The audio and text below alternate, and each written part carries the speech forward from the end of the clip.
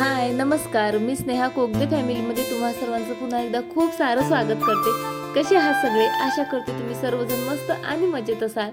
So आपण म्हणजे दररोज काही ना काही खरेदी करत असतो, घरासाठी म्हणा, स्वतःसाठी, मुलांसाठी, आणि बऱ्याचदा आपल्या मनात गिल्टही येतो की आपण किती जास्त खर्च करतो।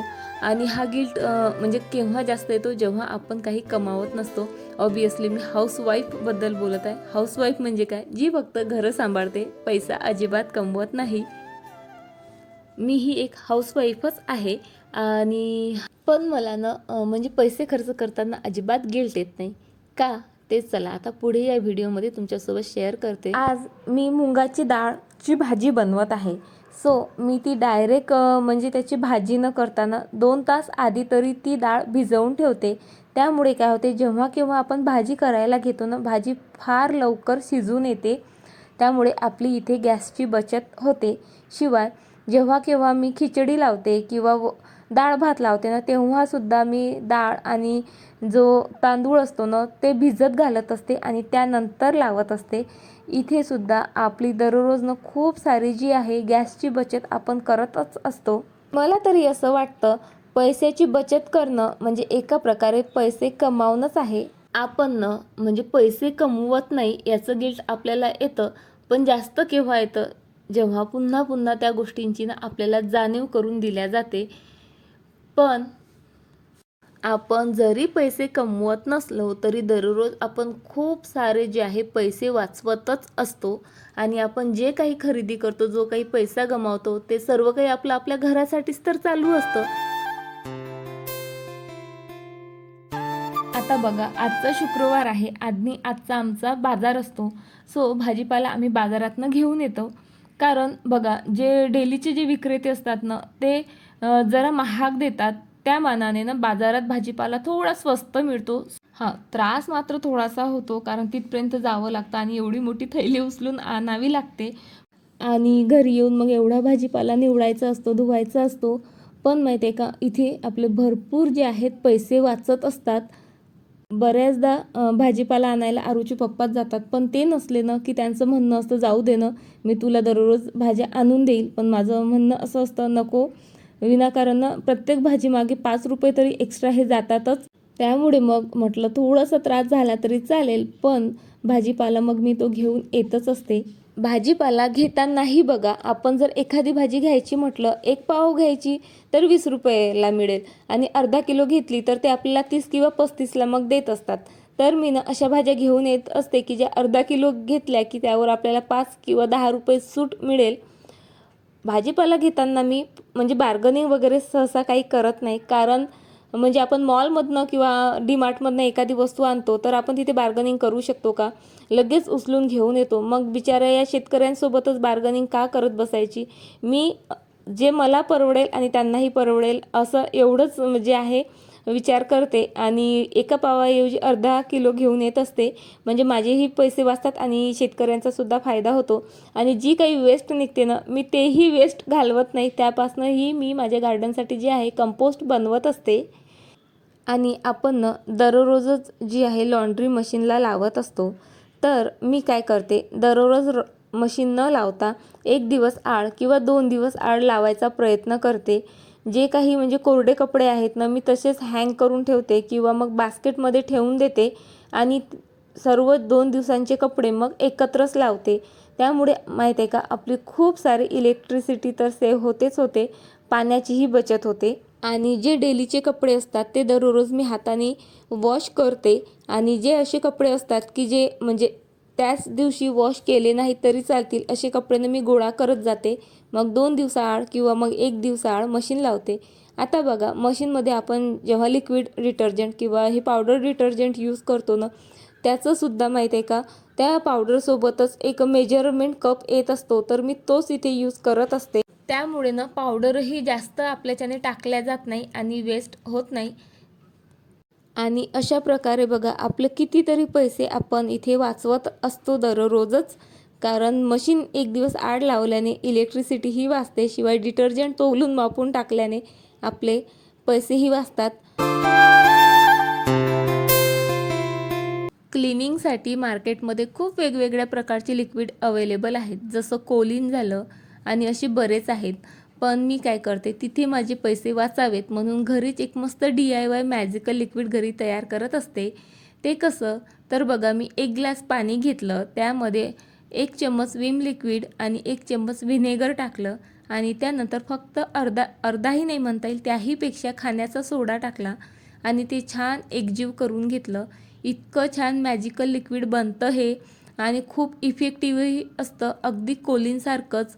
अगदी एका स्प्रेमध्येच आपला मिरर असू देत किंवा खिडकींच्या काचा असू देत, दरवाजे असू देत किंवा गॅसची शेगडी असू देत, फ्रीज असू देत, सर्व काही अगदी मॅजिकली क्लीन होतं याने. अतिशय कमी वेळही लागतो आणि म्हणजे मेहनतही कमी लागते. सो बघा, इथे मी तुम्हाला जो माझा मिरर आहे तोही क्लीन करून दाखवत आहे. एका स्प्रेमध्ये संपूर्ण जो मिरर आहे ना, तो अगदी चकाचक होतो. आणि बघा, कोलिन जर दर महिन्याला विकत आणायचं म्हटलं तर आय थिंक ते 40ला मिळतं आणि महिनाभर एकच बॉटल जाते ती आपल्याला.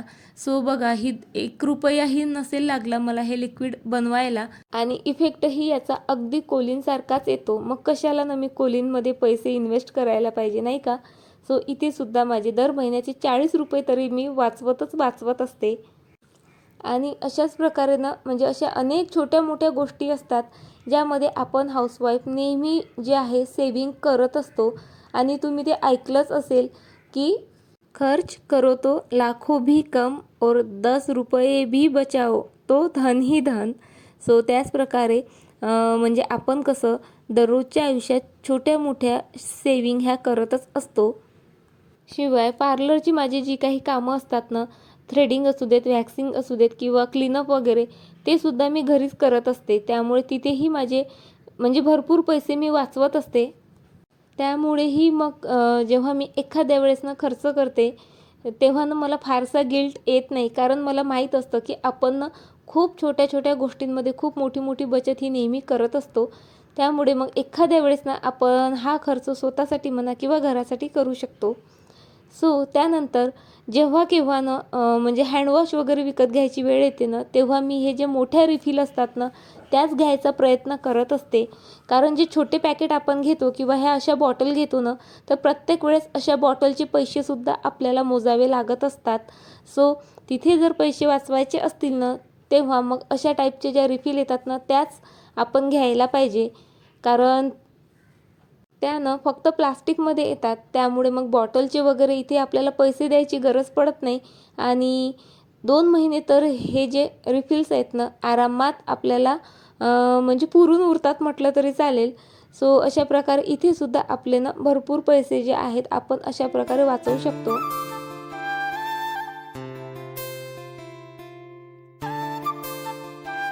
आपल्याला बायकांना ना म्हणजे होम डेकोरेशनची खूप खूप खूप जास्त आवड असते. मलाही प्रचंड आहे. इवन जेव्हा मी मार्केटमध्ये जाते ना, मला स्वतःसाठी जर एखादी गोष्ट घ्यायची असेल ना आणि तिथे जर एखादी मला घरासाठी एखादी डेकोरेटिव्ह वस्तू दिसली ना, तर मी जी गोष्ट आहे ना ती इग्नोर करते, पण घरासाठी लागणारी घेतेच घेते. पण त्यामुळे ना मग आपला जो मंथली बजेट आहे ना, तो नेहमी हलत असतो. सो मग त्यातनं पर्याय म्हणून ना मी ज्या डेकोरेटिव्ह आयटम्स आहेत ना, ते घरीच करायचा प्रयत्न करते. जे काही आपल्या घरात प्लास्टिक निघतं, काचेच्या वस्तू निघतात, तर त्यापासूनच जे आहे मी डेकोर आयटम बनवत असते. डेकोरेटिव्ह आयटम्सने ना मार्केट ओसंडून वाहत आहे आणि आधी तरी कधीतरी मार्केटमध्ये गेलं तर आपण एखादी वस्तू घेऊन यायचं. पण आता ऑनलाईन शॉपिंगमुळे काय झालं, साधं स्क्रोल करत राहिलं ना, इतक्या म्हणजे व्हरायटीज, इतक्या प्रचंड गोष्टी आपल्याला दिसतात आणि बऱ्याचदा तो घेण्याचा आपला मोहही होतो आणि त्या मोहाला बळी पडून आपण जे आहे ह्या वस्तू खरेदी करत असतो. माझ्यासोबतही तसंच व्हायचं आणि बऱ्याचदा ना मग आरोहीच्या पप्पांचं चालायचं, कशाला घेते, काय काम आहे. आणि माणसांचं असंच असतं, त्यांना डेकोरेशनशी वगैरे काहीही घेणं देणं नसतं, तर ते मला घेऊन द्यायचे नाहीत. मग मी नाराज व्हायचे, कधी वादही व्हायचे. सो आता मी ठरवलं आहे की ज्या काही गोष्टी मला आठवतात ना, आवडतात ना, त्याचे मी सरळ स्क्रीनशॉट काढते आणि नाही तसं जमलं ना, पण तरी बनवायचा जे आहे स्वतःच बनवायचा प्रयत्न करते. आणि आज ना म्हणजे माझ्या घरातल्या जेवढ्या काही डेकोर आयटम्स आहेत ना, त्यातल्या 80% जे आयटम्स आहेत मी स्वतः बनवलेले आहेत. आणि आता ना म्हणजे असे डेकोर आयटम्स विकत घ्यायची ना माझी खरंच इच्छाही होत नाही. किराणा भरतानाही बघा मी ना सर्वात आधी लिस्ट तयार करत असते की काय काय आपल्याला घ्यायचं आहे किंवा काय काय आपल्याकडे आहे.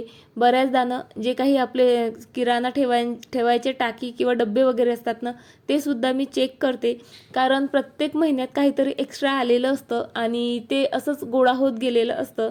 आता माझ्याकडे बघा ह्या डिटर्जंट पण अशाच म्हणजे साठत गेलेले आहेत. काही साबण आहेत किंवा जे फ्लोअर क्लीनर आहे ते सुद्धा आहे. आणि अशा ह्या ज्या वस्तू असतात ना त्यांना एक्सपायरी डेट असते, तर त्यामुळे आपण त्या जास्त दिवस यूजही करू शकत नाही. त्यामुळे मी सर्व जे आहे ना चेक करते, कारण कडधान्यांचंही तसंच लगेच त्यांना किडे वगैरे लागते, वाया जातात. सो जे काही आहे ना आधी मी ते सर्व कन्झ्युम करण्याचा प्रयत्न करते किंवा जे डिटर्जंट वगैरे असतात ते सुद्धा मग आधीच लिस्ट करते काय काय पाहिजे काय काय नाही, आणि त्यानुसारच जो आहे मी किराणा भरत असते.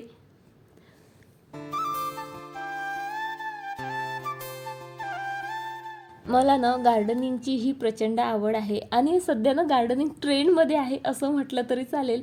असं एखादं क्वचितच घर दिसेल तुम्हाला की जिथं प्लांट नाही आहेत किंवा त्यांना प्लांट्स ग्रो करायला आवडत नाही.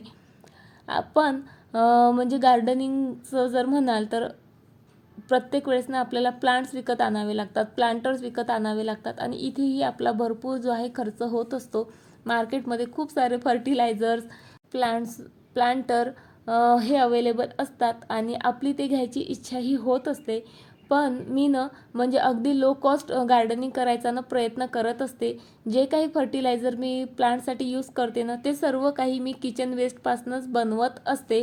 शिवाय जे प्लांट म्हणजे इझी टू ग्रो आहेत, छोट्या छोट्या कटिंग्सपासूनही ग्रो होतात असेच प्लांट जे आहेत मी माझ्या गार्डनमध्ये ना इन्क्लूड केलेले आहेत. मला कुठेही कटिंग मिळाली की तीच ग्रो करण्याचा मी जे आहे प्रयत्न करत असते. शिवाय फर्टिलायझरचं म्हणाल तर किचन वेस्टपासूनच मी कंपोस्ट बनवते, शिवाय लिक्विड फर्टिलायझर बनवते. माझ्याकडे 1-2 केमिकल फर्टिलायझरही आहेत, पण तेही ना मी माझ्या पैशाने विकत आणलेले नाहीत, कारण आमच्या फॅमिलीमध्ये बरेच फार्मर आहेत, तर त्यांच्याकडूनच मी थोडे थोडे जे आहेत ते कलेक्ट केलेले आहेत. सो अशा प्रकारे अगदी इझिली नो कॉस्टमध्ये मी माझं गार्डन जे आहे मस्त इथे तयार केलेलं आहे. आणि आता ना दिवाळी जवळ आलेली आहे आणि दिवाळीत आपला ऑब्वियसली भरपूर खर्च हा होणारच आहे. आणि अशा वेळेस ना डेकोरेशनवर वगैरे म्हणजे खर्च करण्याचा ना मी अजिबात विचारही करू शकत नाही. तर अशा वेळेस ज्या काही जुन्या वस्तू आहेत ना त्याच मी रियूज करायचा प्रयत्न करत असते. कधीतरी अशा वस्तू आपण घेत असतो, त्या साठत जातात आणि प्रत्येक वेळेस नवीनच वस्तू हव्यात असं तर मला अजिबात वाटत नाही. म्हणून ज्या काही जुन्या वस्तू आहेत त्याच आलटून पालटून यूज करायचा मी प्रयत्न करत असते. आणि ह्या ज्या काही डेकोरेशनच्या वस्तू आहेत ना त्या मी ना मार्केटमधनंच परचेस करायचा नेहमी प्रयत्न करते. ह्याच वस्तू ना मार्केटमध्ये ऑनलाईनपेक्षा फार कमी दरात मिळतात. ऑनलाईन ना खरंच वस्तू खूप म्हणजे महागच मिळतात. जरी सेल चालू असले ना तरीसुद्धा बऱ्याच वस्तू ज्या आहेत ना आपल्याला महाग विकल्या जातात सेलच्या नावाने सुद्धा. सो जास्तीत जास्त ना मी मार्केटमध्ये जाऊनच वस्तू परचेस करत असते. फक्त ज्या गोष्टीनं म्हणजे आता नाहीच अवेलेबल असू शकत मार्केटमध्ये अशाच ज्या वस्तू आहेत त्या मी ऑनलाईन मग बोलवते. सो त्यासाठीच ना मी आज हा जो माझा बॉक्स आहे यामध्ये सर्व डेकोरेशनचेच आयटम आहेत ते मी बाहेर काढले आणि यावर्षी मला डेकोरेशनमध्ये जे ज्या वस्तू उपयोगी येतील किंवा उपयोग त्यांचा करायचा आहे त्या वस्तूंना मी वेगळ्या काढून ठेवलेल्या आहेत. कारण तेच की पुन्हा मला डेकोरेशनसाठी एकही पैसा खर्च करायची अजिबात इच्छा नाही. आपण बघा आता ना म्हणजे कॉम्पिटिशनचं युग आहे आणि मग त्या कॉम्पिटिशनला भिवून भिवून ना सतत मुलांच्या ना क्लासेस लावत राहतो. मी ना आता आरोही 6th स्टँडर्डला आहे आणि फक्त आता 15 दिवस झालेत मी तिची पहिल्यांदा इथे ट्युशन लावलेली आहे. कारण काय का पिहू आणि आरू दोघांचे अभ्यासाचे टायमिंग एकच आहे. मी दोघांचा अभ्यास घ्यायला ना एवढ्यात खरंच फार अडचण येत होती, कारण पिहूचं म्हणणं असतं तू फक्त माझ्याकडे लक्ष दे आणि त्यामुळे मग आरूकडे थोडं दुर्लक्ष होत होतं. म्हणून फक्त आता 15 दिवस झालेत मी तिची ट्युशन लावली आणि यापुढे कंटिन्यू करणार आहे. पण पियूची मात्र मी ट्युशन नाहीच लावणार आहे, कारण त्याच्या एकट्याचा अभ्यास मी इझिली घेऊ शकते. कारण खरंच जे काम मी करू शकते ना त्यासाठी ना मला पैसे वेस्ट करायला अजिबात आवडत नाहीत. आणि कपडे प्रेस करायला सुद्धा मी कधीच देत नाही. आरोहीचे पप्पाचे असू देत, माझे असू देत, मुलांचे असू देत, मी घरीच प्रेस करते. आणि माझा प्रयत्न असतो की मी आठवड्यातनं एक दिवस असा काढते आणि सर्व कपडे एकाच दिवसात प्रेस करते. दररोज प्रेस केली की ती गरम व्हायला वेळ लागते आणि तिथे आपली भरपूर जी आहे इलेक्ट्रिसिटी ही जळतच असते. तर अशा प्रकारे मी माझे जे डेलीचे कामं आहेत त्यामध्येच भरपूर अशी जी पैशांची बचत आहे ती करतच असते. आणि माझ्यासारखंच तुम्हीसुद्धा अशा छोट्या छोट्या गोष्टीतून भरपूर पैसे वाचवत असता हे मला चांगलंच माहीत आहे. आपण म्हणजे कमावत जरी नसू तरी आपण दररोज भरपूर जे आहे पैसे वाचवत असतो.